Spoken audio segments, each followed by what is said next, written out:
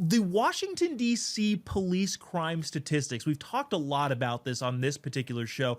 Yet another thing is coming to light, another lawsuit that alleges the police department in Washington, D.C. has changed and manipulated some of the stats. This one specifically saying deaths were counted as accidents instead of what they actually were. For example, Anthony, in November 2019, a DC man was killed after being struck in the head with a brick.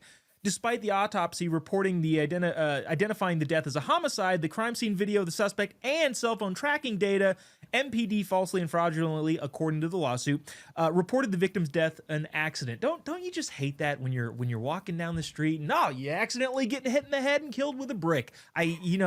What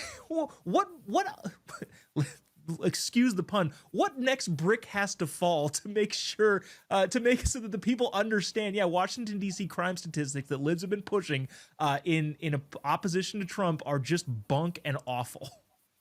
Well, I mean, it's no surprise that people are doing that, but I'm not sure how people aren't even questioning the actions of all of this in the first place, because who the heck builds with brick in 2025 anymore?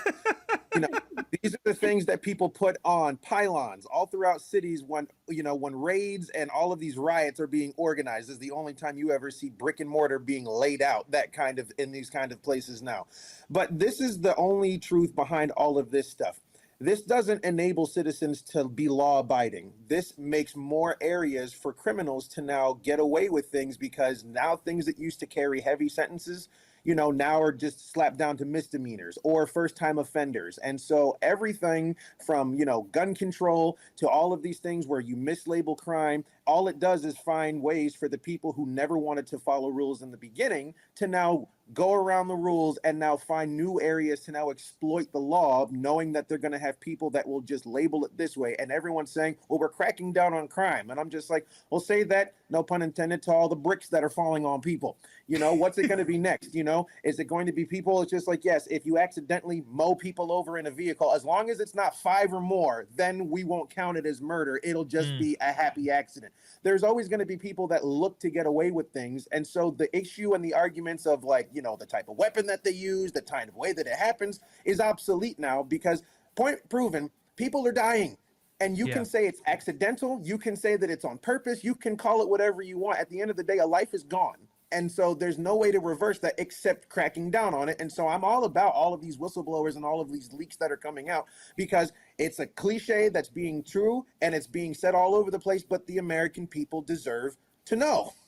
Yeah, no, I couldn't agree more. It's the idea that people are saying, DC is totally safe has been a farce from the beginning. Justine, there's obviously a bunch of other different examples. This was from the Washington Free Beacon, but one thing in the article that was really interesting is this lawsuit was filed in 2021, and it's set for an arbitration date in 2026. In other words, 5 years after this thing was filed, they're going to finally start taking a look at it. That kind of leads me to believe that President Trump taking the reins of DC was justified, considering how long this stuff takes to play out and actually get the truth exposed. What do you think? Right. Meanwhile, if it weren't for President Trump, all those bums, bloodthirsty animals who are just accidentally stabbed you in the face are back on the streets, accidentally stabbing more people. And it goes even far beyond that. The legacy media, MSNBC and CNN, this is a study that my colleagues at the Media Research Center's Newsbusters conducted within the first 24 hours of last week's media coverage.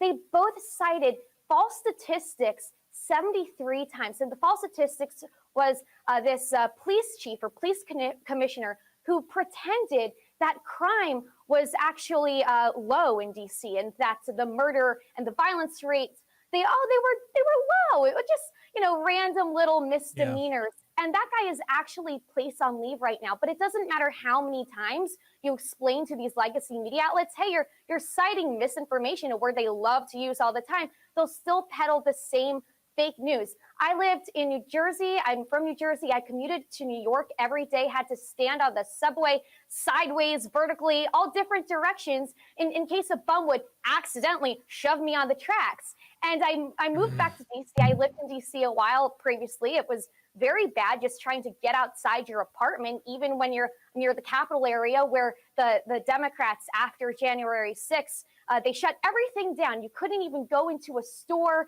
without being vaccinated. Oh, but you get mugged on the street and nothing would happen. Justine, the only quibble I have to pick with you is you did say MSNBC. It's actually PMS Now. Sorry, MS Now, but the logo makes it look like that. But I think that's probably what it should be called.